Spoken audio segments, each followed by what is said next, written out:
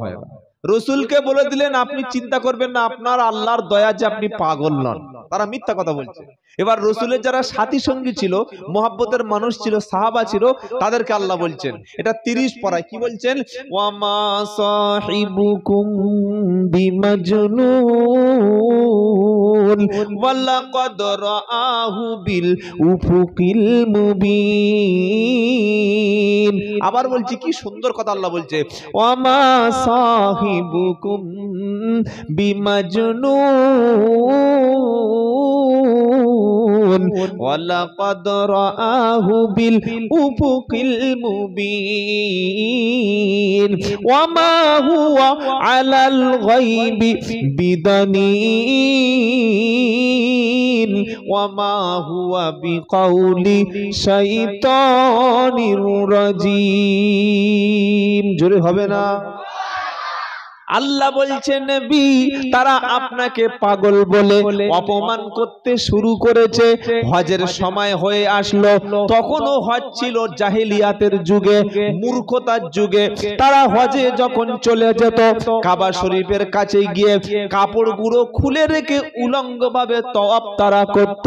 আমার আল্লাহ বলছে, হাবিব, আবু জাহেল গিয়ে প্রত্যেকটা বাইরের হাজী সাহেবদের কাছে আপনার নামে মিথ্যা অপবাদ দিচ্ছে, মুহাম্মদ হলো পাগল, তার কাছে যেও না, তার কথা শুনো না। কোরআন থেকে মানুষকে দূরে রাখার জন্য চক্রান্ত করছে। ওই বাইরের লোকগুলো বলল, আচ্ছা ঠিক আছে, পাগল কেমন একটু দেখে আসি। দেখতে গিয়ে গেল যে সুন্দর একটা চেহারা, যেমন সুন্দর দাড়ি, তেমন সুন্দর চুল, তেমন সুন্দর পাঞ্জাবি, তেমন সুন্দর চেহারা। জোরে বলবেন না সুবহানাল্লাহ। আমাদের মুসলমানদের মধ্যে প্রচুর ভুল আছে, কি জানেন?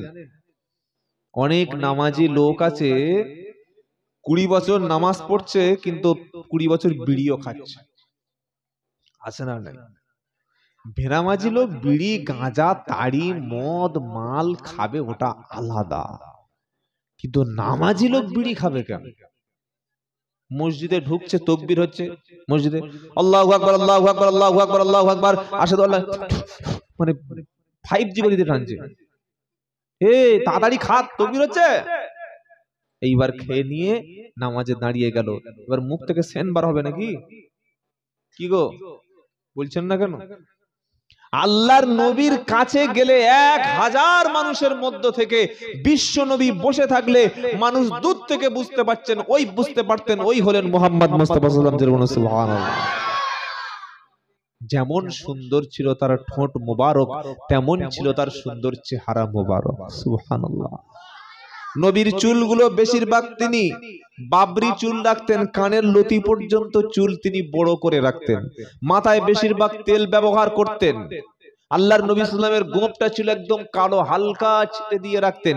নবীর দাড়ি ছিল একদম চাঁদের মতো কালো চাঁদ দাড়ি, এবং তার চোখগুলো ছিল টানা টানা, ভ্রুটা ছিল একদম জোড়া। আর মুহাম্মদ সাল্লাম যখন হাসতেন, দাঁতের মাঝখানে একটু হালকা ফাঁকা ছিল, হাসলে যেন মনে হতো দাঁতের মধ্য থেকে বিদ্যুতের ঝলকানি চমকে গেছে। জোরে বলুন সুবহানাল্লাহ। কোনদিন তিনি নোংরা কাপড় পরতেন না। আর আপনি মসজিদে যাবেন, আসরের নামাজ হচ্ছে, মাগরিবের নামাজ হচ্ছে, এমন একটা লুঙ্গি পরে গেছে, ওই লুঙ্গিটা মনে হচ্ছে সেই 1992 সালে একবার পরিষ্কার করেছিল, আর জীবনে পরিষ্কার করেনি। আর যে জামাটা পরে গেছে, ওই জামা যদি কোনো অসুস্থ লোকের নাকে শুইয়ে দেওয়া হয়, সঙ্গে সঙ্গে হার্ট অ্যাটাক করে। এত ঘামের গন্ধ, কি বুঝলেন? আর টুপিটা বলে লাভ নেই, হাঁড়ির নেতার চাইতে আরো খারাপ, এত বাজে টুপি। যেই নামাজ পড়ে আর মাথায় তেল মাখে, তা আবার সরষের তেল, কি বুঝলেন? ওই তেল টুপিতে উঠে গেছে, আর নামাজ হয়ে গেছে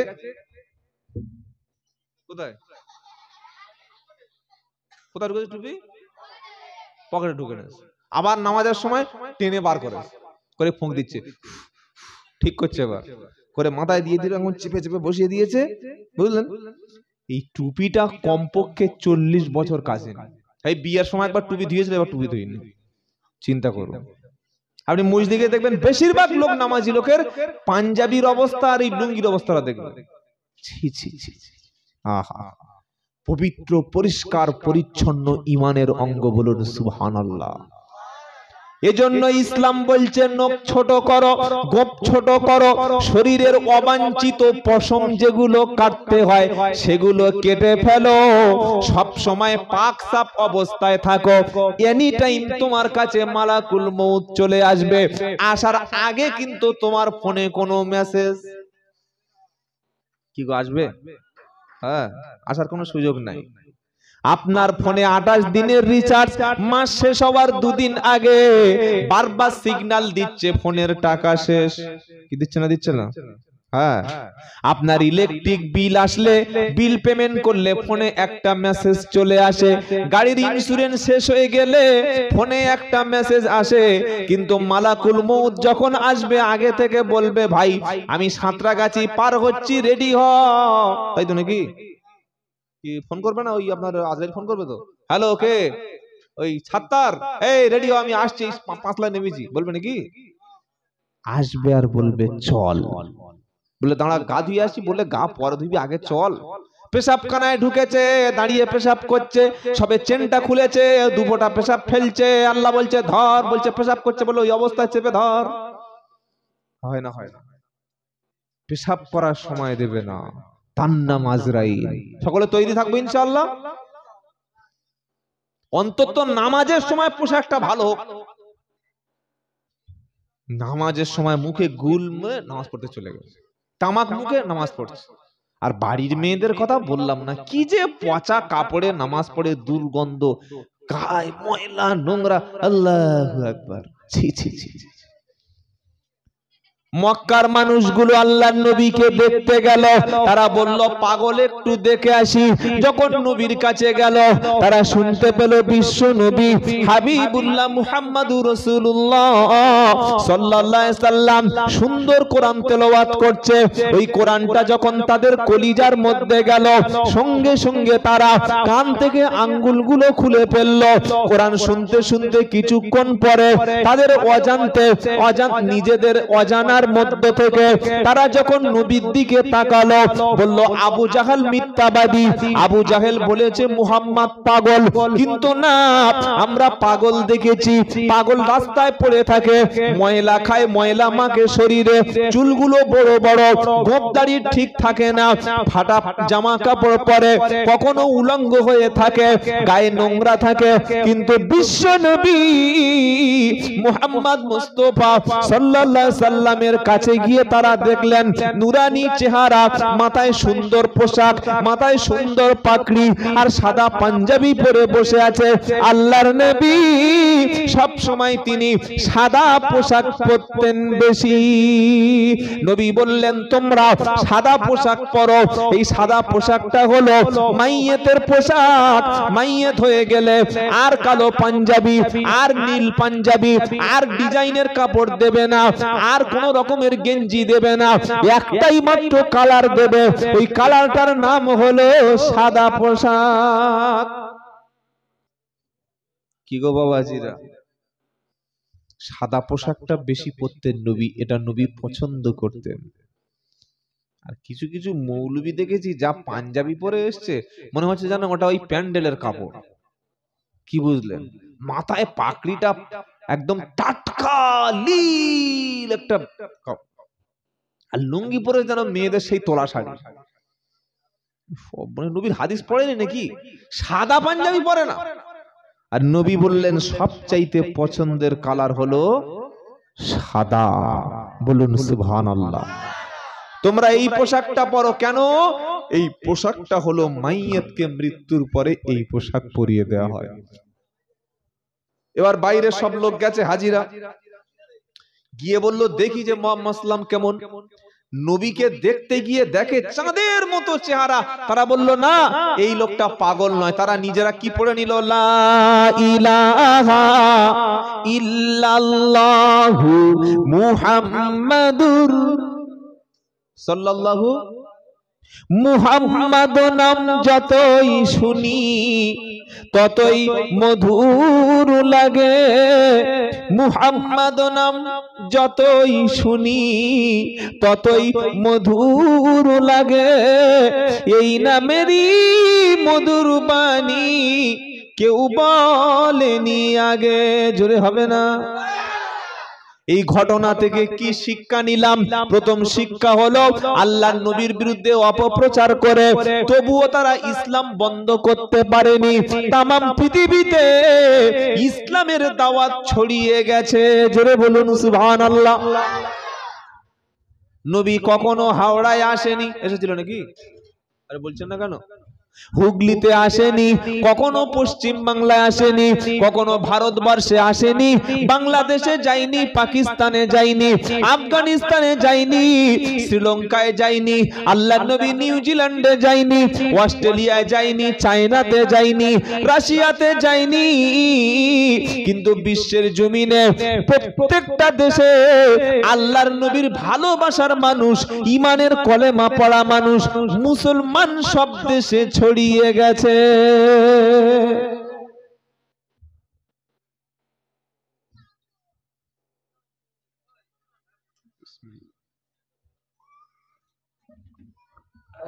বাবাজিরা, আল্লাহ আল্লাহ ভাইরা, জ্ঞানী জনেরা নেই, নিষ্ঠগণেরা, এই ঘটনা থেকে দ্বিতীয় শিক্ষা কি পাওয়া গেল? আমরা যখন মসজিদের কাছে যাব কোন পোশাকটা পরবো বাবা? সাদা ধবধবে নাকি? পাক পরিষ্কার পোশাক, সাদা তো অবশ্যই, কিন্তু পোশাকটা যেন পবিত্র হয়, পরিষ্কার হয়। বলুন যে আপনি যে কথাটা বলছেন এটা কি বানাচ্ছেন নাকি? আল্লাহ বলছে পারা নাম্বার 8 পৃষ্ঠা নাম্বার 13 লাইন নাম্বার 1 আয়াত নাম্বার 31 সূরার নাম আরাফ, ইয়া বানি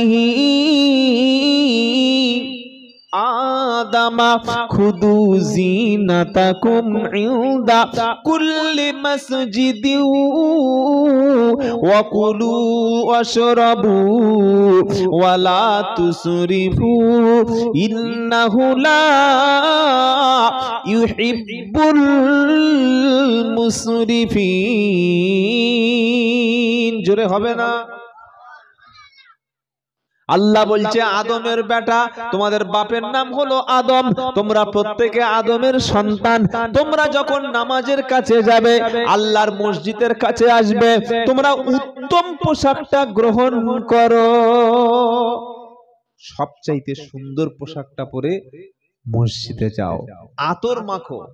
আমরা তো বিয়ের সময় আতর মাখি, আর জুমার দিন আর ঈদের দিন আল্লাহর নবী 24 ঘন্টা সব সময় তিনি খুশবু মাখতেন, আতর পছন্দ করতেন। বলুন সুবহানাল্লাহ। নবীজি মেসওয়াক করতেন। মেসওয়াক, মেসওয়াক বোঝেন?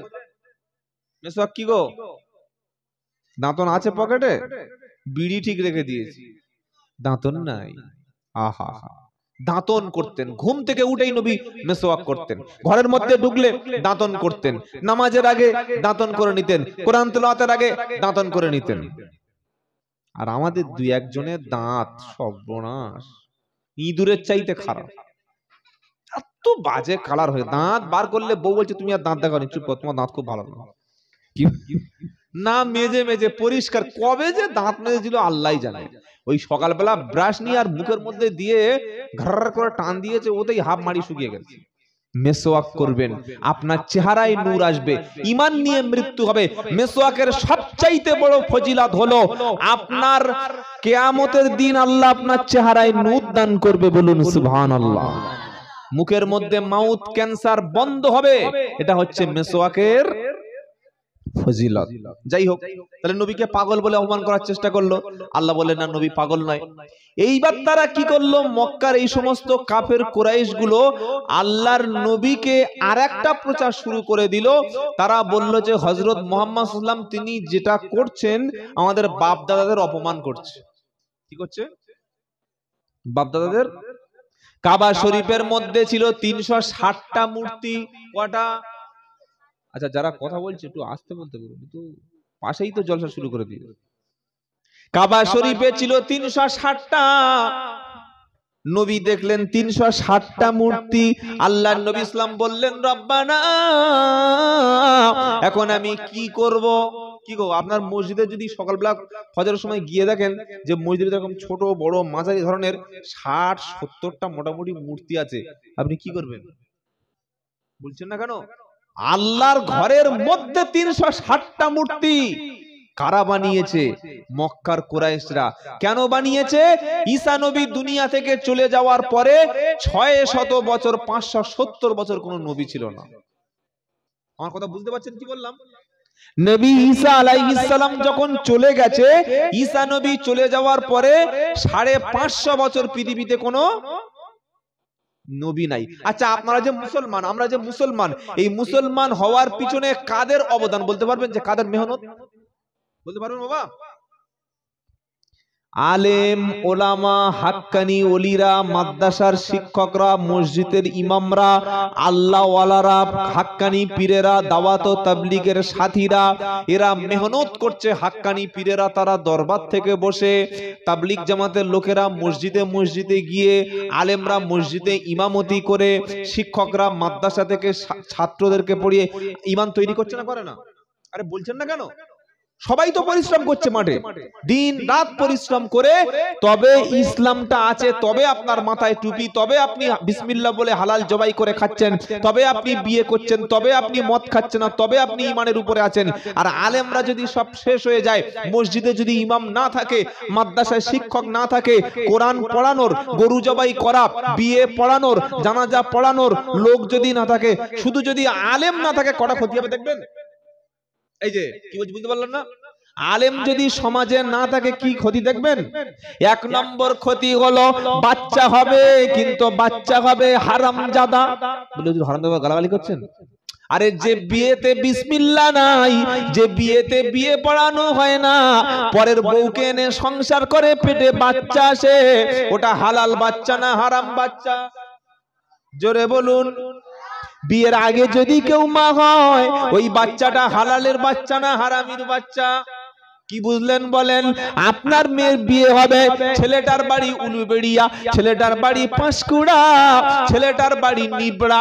যে ছেলেটা নিবড়া থেকে বিয়ে করতে আসলো, বিয়ের দিন খাওয়া দাওয়া হয়ে গেল, এবার আপনার মেয়ের সঙ্গে ছেলেটার বিয়ে পড়াবে ডাক্তার। ডাক্তার বিয়ে পড়াতো কি পড়ায়? হাই স্কুলের প্রধান মাস্টার না? হাই স্কুলের মাস্টার, রাজমিস্ত্রি, কাঠের মিস্ত্রি, প্রধান সাহেব, এদের ক্ষমতা নাই। আপনার মেয়েটা 3 লাখ টাকা খরচ করে প্যান্ডেল হলো, 2 লাখ টাকার মোষ কিনে এনেছেন, 12 লাখ টাকা বিয়ে খরচ হলো, ছেলেটা খাওয়া দাওয়া করলো, ছেলের বাপ আসলো, মেয়েটার হাত ধরে টেনে দামি গাড়িতে উঠে নিয়ে চলে গেল, হালাল হবে? কি গো বলছেন না কেন? কি হবে? শুধু হারাম, পুরো হারাম। ওই মেয়েটার গায়ে হাত দেওয়া জায়েজ আছে? আর হাত দিয়ে একবার দেখো থবনা উড়িয়ে দেবে। এই হারাম, তোর বিয়ে হয়নি, তুই হাত দিচ্ছিস মানে কি? বলবো না, বলবো না। হুজুর এবার চলো, খাওয়া দাওয়া হয়ে গেছে, আমার মেয়ের বিয়েটা তুমি, মেয়ের বিয়েটা পড়িয়ে দাও। হুজুর এসে কি করে? এই রকম বড় একটা মেশিন বার করে, নাকি ছুরি বার করে। হুজুর এসে কি করে? দুজন সাক্ষীকে সামনে রাখে, ছেলে বলল রাজি, মেয়ের বাপ বলল রাজি। দুজন সাক্ষীর সামনে মেয়েটা বলল ঠিক আছে আলহামদুলিল্লাহ মেনে নিলাম, আর ছেলেটা বলে কবুল করলাম। এটা বলার পরে ওই স্ত্রীটা চিরদিনের মতো আপনার জন্য হালাল হয়ে গেল, আর স্ত্রীটার পেট থেকে যত বাচ্চা হবে ওগুলো সব আপনার সন্তান, আপনি হলেন তখন সন্তানের বাবা। জোরে বলুন। এটা করলো কে? এটা করলো কে? মৌলবী। যে কোন মৌলবী? যেটা আমাদের পাড়ার মৌলবী। বললে হুজুর বিয়ের কথা কি কোরআনে লেখা আছে নাকি গল্প বলছেন? আল্লাহ পাক বলছে শোনো, ওয়া খালাকনাকুম আজওয়াজা, 30 পারা সূরা নাবার ঠিক 5টা 6টা আয়াত পড়বেন।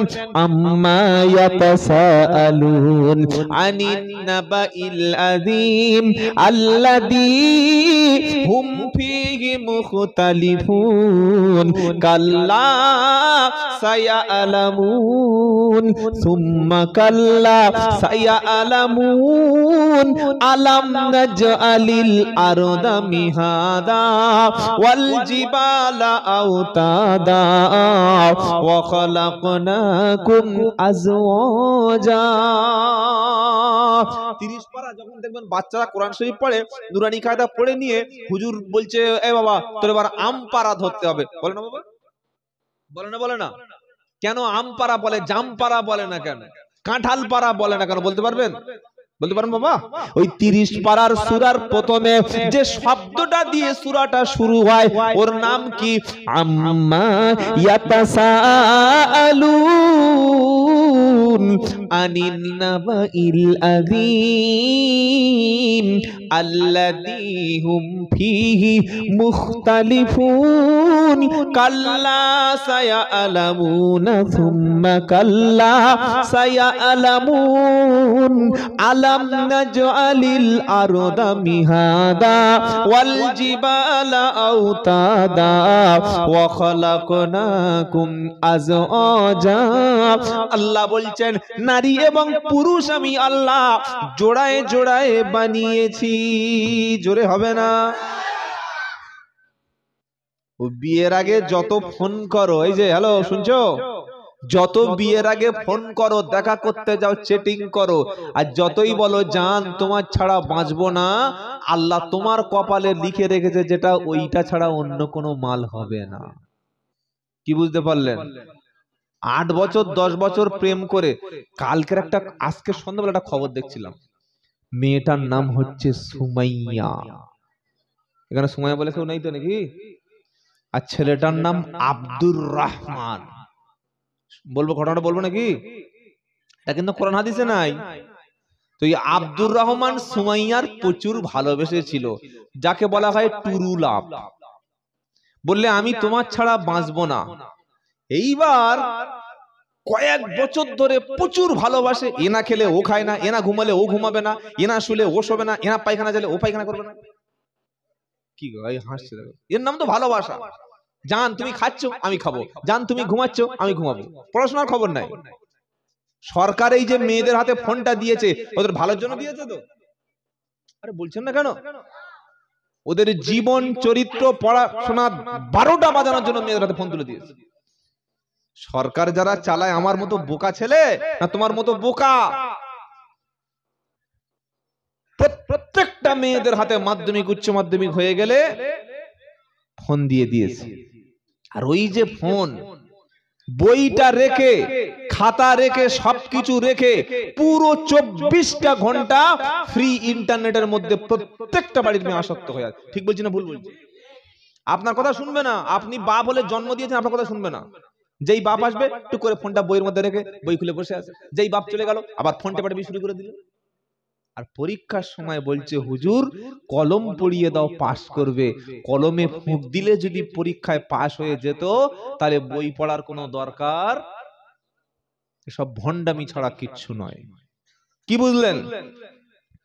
আপনার মেয়ের হাতে ফোন মানে তার চরিত্র যদি ওর মধ্যে আল্লাহর ভয় না থাকে। অনেক ভালো মহিলা আছে, মা আছে, বোন আছে, ফোনকে খারাপ ব্যবহার করে না, কিন্তু যার দিলের মধ্যে আল্লাহর ভয় নাই, জাহান্নামের ভয় নাই, কবরের ভয় নাই, সমাজের ভয় নাই, বাপের প্রতি ভয় নাই। বাপ সারাদিন 24 ঘন্টা কারখানায় কাজ করে করে, বাপ লুটেগিরি করে করে, বাপ সারাদিন রাজমিস্ত্রি করে করে, বাপ সারাদিন মাঠে কাজ করে করে দুটো টাকা এনে মেয়ের হাতে দিচ্ছে। বাপ মনে করছে আমার মেয়েটা মাধ্যমিক পড়ে, উচ্চ মাধ্যমিক পড়াশোনা করে, গ্রাজুয়েশন কমপ্লিট করে আমার মেয়েটা একটা ভালো জায়গায় যাবে, আমার মেয়েটা দেশের মুখ উজ্জ্বল করবে। ও সর্বনাশ এমন কাজ করেছে বাপের মুখে চুনকালি পড়ে গেছে। বাপ আর বাইরে বাড়াতে পারছেন না। আছে না নাই?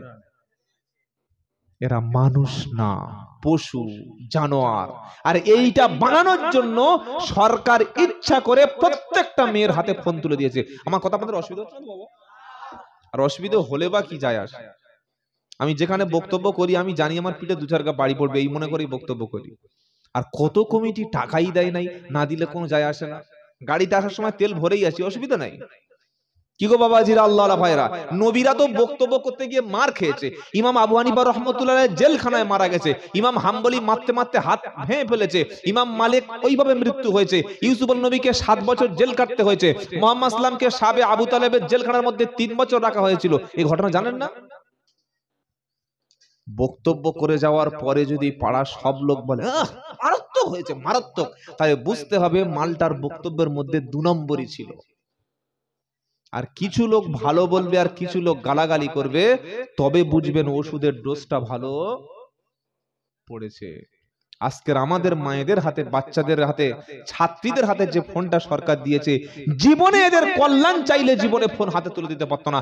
এদের জীবনে ফোনের দরকার আছে, কিন্তু এই বয়সে এত ফোনের মধ্যে কি দরকার? হ্যাঁ, একটু অনলাইনে একটা কিছু তথ্য নেবে, একটা অনলাইন থেকে নোট নেবে, 5 মিনিট 10 মিনিট। আল্লাহ হেফাজত করুক, সকলে বলুন আমিন। আমি আব্দুল্লাহ জুবাইর বলছি, শুনুন, আপনি যদি মেয়ের বাবা হন, মেয়ের বড় ভাই হন, আপনি আপনার মেয়ের হাত থেকে রাত 10টা 11টা বেজে গেলে যখন ঘুমাতে যাবে, ফোনটা আপনার কাছে জমা নিয়ে যাও, বাবা এশার নামাজ পড়ে ঘুমিয়ে যাও। এটা করতে পারবেন? করতে পারবেন না? কি বললাম বুঝতে পারলেন না? মেয়ের ফোনটা আপনার কাছে রেখে তাকে আলাদা ঘুমাতে দেন। একটা স্মার্টফোন মেয়ের হাতে ছেড়ে দিয়েছেন, স্মার্টফোন ছেলের হাতে ছেড়ে দিয়েছেন। সারা রাত দুজনে তারা যত রকমের নোংরামি সবকিছু অডিও ভিডিও কলে চলছে, আর আপনি এদিকে শুয়ে নাক ডাকাচ্ছেন, খবর নাই। তাদের চরিত্র শেষ হয়ে যাচ্ছে। তো যে সুমাইয়া নামের মেয়েটা বলছিলাম, একটু আগে দেখছিলাম অনলাইনে খবরটা, আব্দুর রহমানকে প্রচুর ভালোবাসতো।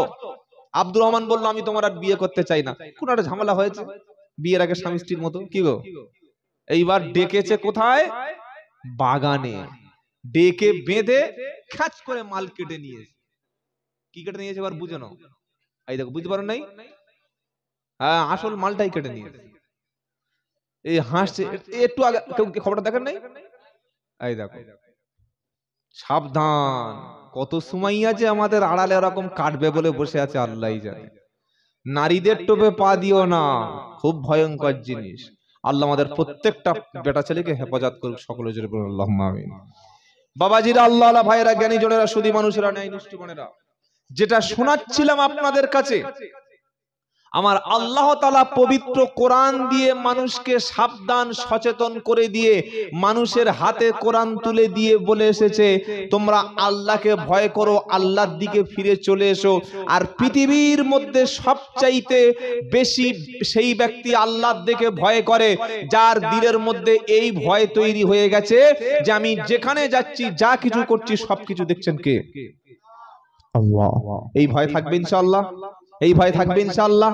এই ভয় যদি মনের মধ্যে তৈরি হয়, আপনি মদ খেতে পারবেন না, মিথ্যা বলতে পারবেন না, গাঁজা খেতে পারবেন না, ওজনে কম দিতে পারবেন না, নিজের মায়ের পেটের ভাইয়ের প্রতি আপনি বেইনসাফ করতে পারবেন না, আপনি আল্লাহর ওয়ালাদের দলে থাকবেন। আর যখন আপনার মন থেকে আল্লাহর ভয়টা চলে যাবে, আপনার দ্বারায় পৃথিবীর সমস্ত পাপ কাজটা করানো সহজ হবে।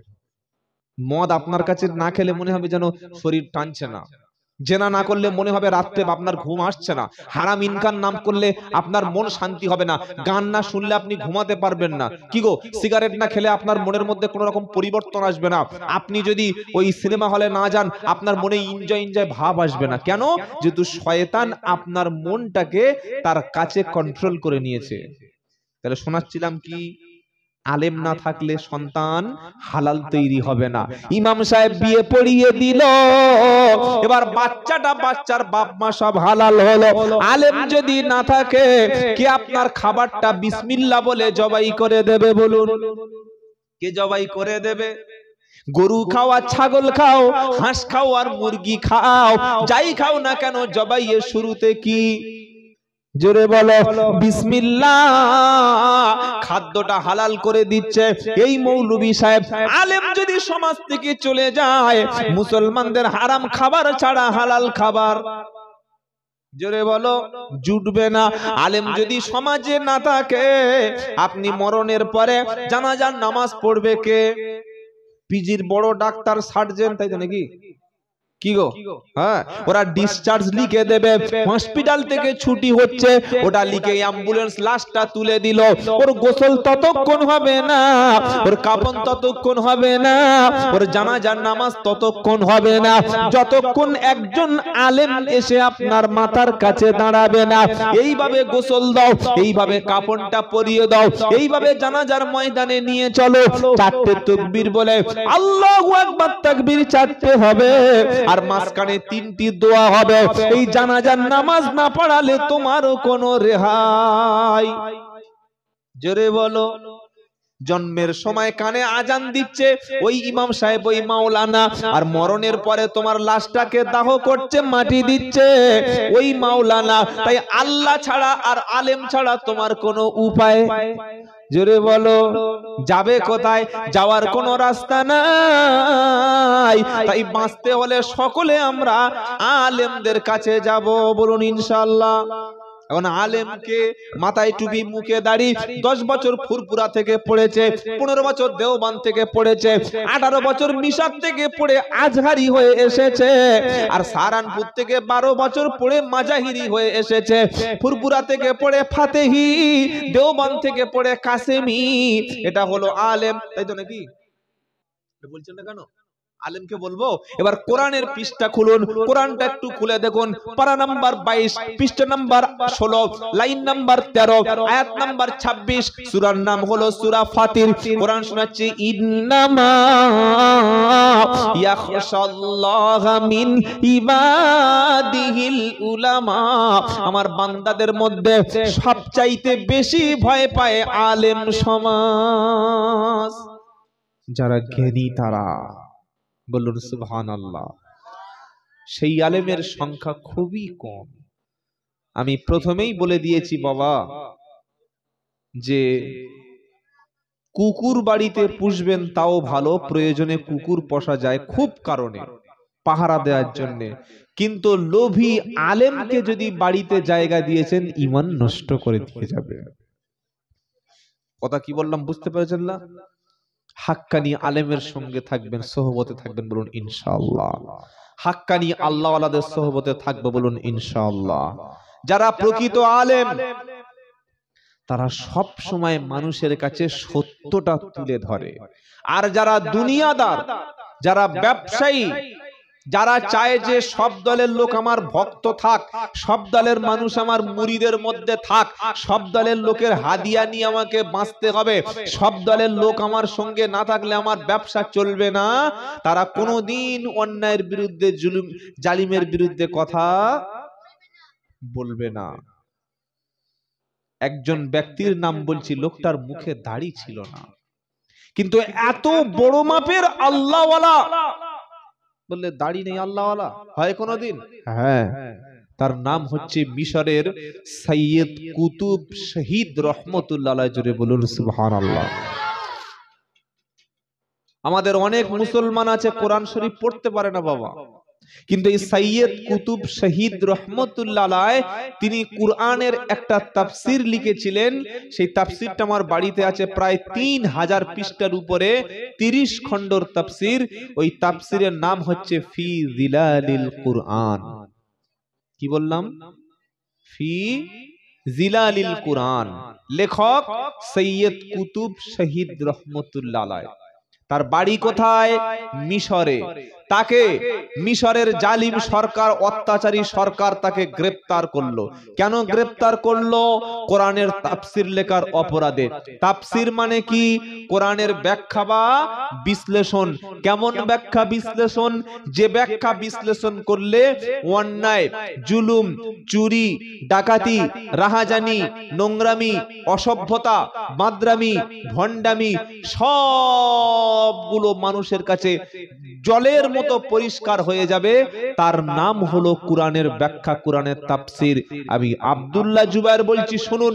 আপনি একটা পয়সাওয়ালা লোকের বাড়িতে, একটা সুদখোরের বাড়িতে সারা দিন বসে বসে কোরআন শরীফ পড়বেন, দিনের শেষে আপনার হাতে 1000 টাকা দেবে, মুরগির ডিম দিয়ে, লেগ পিস দিয়ে, গরুর মাংস দিয়ে, মিষ্টি আর দই দিয়ে খাইয়ে দিয়ে, পকেটে মোটা টাকা হাদিয়া দিয়ে বলবেন হুজুর দোয়া করবেন। বলবে না? বলবে না? আমার কথা বুঝতে পারছেন কি বললাম? কথাটা কি একটু কঠিন হয়ে যাচ্ছে না আরো সহজ করে বলবো? বুঝতে পারছেন তো? সুদখোরের বাড়িতে, মদখোরের বাড়িতে, জেনাখোরের বাড়িতে, বড় জালিমের বাড়িতে আপনি যদি কোরআন শরীফ খতম করতে যান, সকালে দেবে নাস্তা, দুপুরে খাওয়ার ব্যবস্থা, খাওয়ার পরে মিষ্টি থাকবে, কোল্ড ড্রিঙ্কস থাকবে, সমস্ত রকমের ফল, সব খাওয়ানোর পরে হাতে মুসাফা করে মোটা টাকা একটা খতম পড়ানোর জন্য হাদিয়া, কি বলছেন না কেন, দেবে। কেন? আপনি তো আরবি পড়ে যাচ্ছেন, ও তো শুনছে, ও তো বুঝতে পারছে না। আর আপনি যদি সুদখোরের বাড়িতে গিয়ে এরকম জোরে জোরে সুদখোরের বাড়ির কাছে গিয়ে বলেন কি জানেন, ইয়া আইয়ুহাল্লাযীনা আমানুত্তাকুল্লাহা ওয়া দারু মা বাকিয়া মিনার রিবা ইন কুনতুম মুমিনিন ফাইল লাম তাফালু ফাদানু বিহারবিন মিনাল্লাহি ওয়া রাসূলিহি। 3 নম্বর পারা 6 নম্বর পৃষ্ঠা 9 নম্বর লাইন 278 নম্বর আয়াত সূরা বাকারা। একটা বড় পাকা সুদখোর তার বাড়ির সামনে গিয়ে আয়াতটা একজন মাথায় টুপি দিয়ে চিল্লে চিল্লে পড়ছে। তখন ও লোক নেমে এসছে উপর থেকে, এই বাবা তুমি কে? বাবা দুটো চাল দাও, চাল দাও, দুটো ভিক্ষা দাও। ফকির এসছে। বলছেন আমি ফকির নই। বলে তাহলে কি? বললে আমি কোরআন পড়তে এসেছি। তো বলছে খুব সুন্দর, পড়ো পড়ো পড়ো, দিক পড়ো। আবার পড়ছে, ইয়া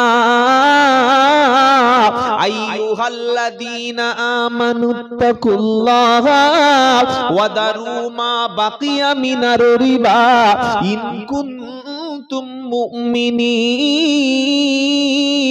ফাইন লাম তাফআলু ফাআদানু বিহারবিন মিনাল্লাহি ওয়া রাসূলিহি। ও বিশ্বাসী ঈমানওয়ালা, তুমি আল্লাহকে ভয় করো, আল্লাহকে ভয় করো, সুদের কারবারকে, সুদের ব্যবসাকে ছেড়ে দাও। যদি তুমি বলো ঈমানদার, তাহলে সুদের ব্যবসা ছেড়ে দাও, এলআইসি বন্ধনটা ছেড়ে দাও, মহিলা সমিতিটা তুমি ছেড়ে দাও, লোনের গ্রুপ তুমি ত্যাগ করো। যদি তুমি বলো আমি ঈমানদার, তাহলে তুমি সুদটা ছেড়ে দাও। ফাইন লাম তাফআলু, যদি তুমি সুদ না ত্যাগ করো, গ্রুপ লোন থেকে যদি নামটা কেটে না দাও, যদি তুমি এলআইসির খাতা থেকে নামটা কেটে দাও, তাহলে ফাআদানু বিহারবিন মিনাল্লাহি ওয়া রাসূলিহি, আল্লাহ এবং রাসূলের বিরুদ্ধে তুমি ময়দানে যুদ্ধ করার জন্য তৈরি হও। এটা যখন সুদখোরের বাড়ির সামনে কোন হাফেজ সাহেব, মুফতি সাহেব, মাওলানা সাহেব চিৎকার করে পড়বে, তখন ভিক্ষা দেবে নাকি ধাক্কা দেবে? আমার কথা বুঝতে পারছেন কি বললাম? মাথায় একটু কমন সেন্স থাকলে ফট করে ধরে ফেলবেন। এতক্ষণ সুন্দর করে কোরআন শরীফ পড়েছে, সকাল থেকে খতম পড়ে দিয়েছে, 500 টাকা, 1000 টাকা। আর আপনাদের হাওড়া জেলার মানুষ তো খুব ভালো, কি গো? হ্যাঁ, মেহমানদারির দিক থেকে হাওড়া হুগলি 1 নাম্বার। অনেকে বলবেন তাহলে কি আপনি আমাদের পাম দিচ্ছেন নাকি? হ্যাঁ, যেটা সত্য সেটা বলছি। আল্লাহ আমাকে আসামে নিয়ে গেছে, ত্রিপুরায় নিয়ে গেছে, ঝাড়খণ্ডে, বিহারে, অনেক জায়গায় গেছে। পশ্চিম বাংলার প্রত্যেকটি জেলায় আল্লাহ আমাকে নিয়ে যায়।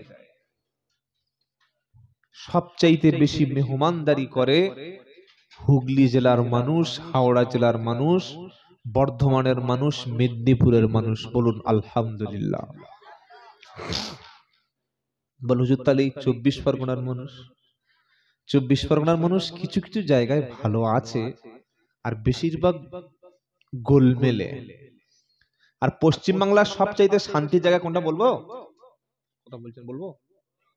ভাঁড়। এই দেখো সবচাইতে শান্তির জায়গা ভাঁড়। বিশাল শান্তির জায়গা, বেঁচে ফেরা কঠিন। অথচ ভাঁড়ে প্রতিদিন 10টা 20টা নয় 30-40টা করে জলসা হয়। মুসলমানদের সংখ্যা বেশি, মাদ্রাসার সংখ্যা আছে, মসজিদও আছে, কিন্তু মুসলমানদের মধ্যে চারিত্রিক, তার স্বভাব, তার খসলত, তার খুলুসিয়াত, তার নেচার পরিবর্তন হয়নি। কেন বলতে পারবেন?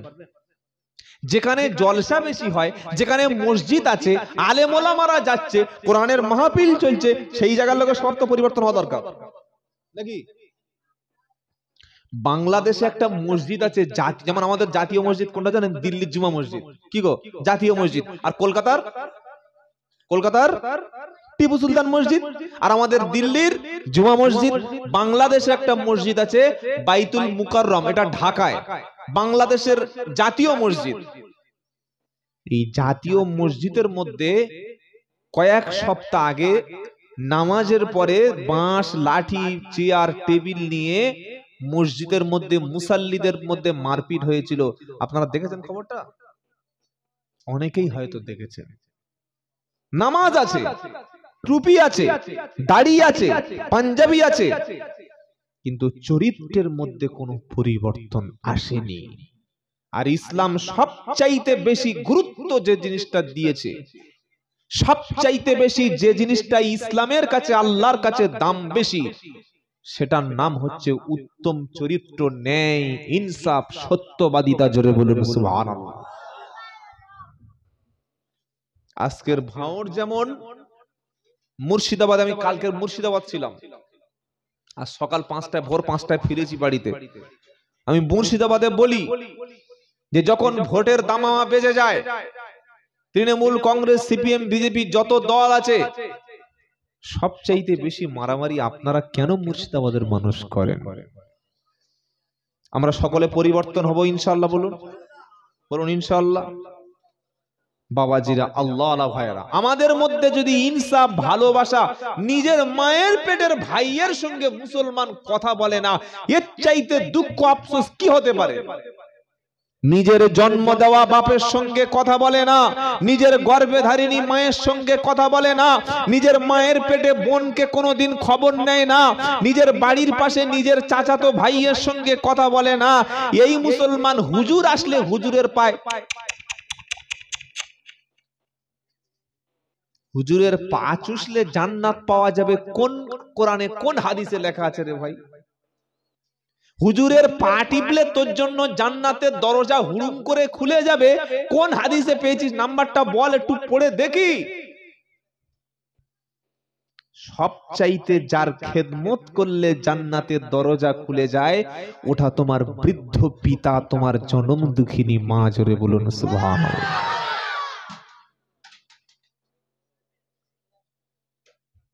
যাকে খুশি করলে আমার আল্লাহ খুশি হয়, ওটা পীর সাহেব না, মুফতি সাহেব না, আমির সাহেব না, ইমাম সাহেব না, ওটা কেউ না, সেই বৃদ্ধ পিতা যে তোমার সুখের জন্য মাসের পর মাস বিদেশে গিয়ে কাজ করেছে। তোমার সুখের জন্য শীতকালে আপনি চলুন, হাওড়ায় চলুন, শিয়ালদায় চলুন, বালি ব্রিজে চলুন, বিদ্যাসাগর সেতুতে চলুন, বড় বড় রেল স্টেশনে চলুন, বর্ধমানে চলুন, রেল স্টেশনের উপরে, রেল স্টেশনে এই ঠান্ডার সময় একটা চাদর মুড়ি দিয়ে কোন রকমে শুয়ে আছে। কেন? কাজ করতে গেছে, সন্ধ্যা হয়ে গেছে, ফিরতে পারে নাই। আছে না নাই? ও কি খাওয়ার দরকার? আপনার জন্যই তো কষ্টটা করছে, আপনার মুখে হাসি ফোটাবে বলে গেছে। সেই বাপ যদি বৃদ্ধ বয়সে ভিক্ষা করে খেতে হয়, সেই বাপ যদি বৃদ্ধ বয়সে লোকের কাছে হাত পেতে খেতে হয়, সেই বাপ যদি ক্ষুধার জ্বালায় ছেলেদের কাছে বলে বৌমা ভাত হয় নাই, তো এই মুসলমানের জন্য নরেন্দ্র মোদী তো আরো 5000 বছর ক্ষমতায় থাকবে। কি বলছেন আপনি? মায়ের সঙ্গে মুসলমানের ছেলেরা যে ব্যবহারটা করে, কুত্তার সঙ্গে সেই ব্যবহার করে না। মাকে বলছি তুই এখনো মরিসনি, তোর মাথা এখনো বাজ পড়ে না, তোর এখনো ক্যান্সার হয় না, এই ব্যবহারটা কুকুরের সঙ্গে করতে পারবেন? পারবেন না। আমি কোনো পীর বিরোধী লোক নই। হাক্কানি পীর যারা, হাক্কানি আলেম যারা, তারা আমার মাথার উপরে থাকে। আমি তো তাদের বিরুদ্ধে কথা বলি যারা মানুষের সমাজের চোখে কালো চশমা পরিয়ে খালি টাকা এনে দু পকেটে ঢুকিয়ে নেয়।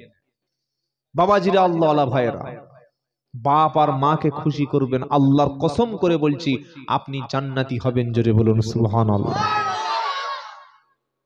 কোনদিন বাপের সামনে উচ্চ স্বরে কথা বলবেন না, কোনদিন মায়ের সঙ্গে বড় করে জোরে চিৎকার করে কথা বলবেন না, কোনদিন আপনার বড় ভাইকে কষ্ট দেবেন না। বড় ভাইকে জানেন, বাপ মারা যাওয়ার পরে সংসারের হাল যে ধরে, কারখানার দায়িত্ব নিয়ে ঘর বেঁধে দিয়েছে, আপনার গোপ ওঠেনি, তখন থেকে আপনার বড় ভাই কাজ করছে।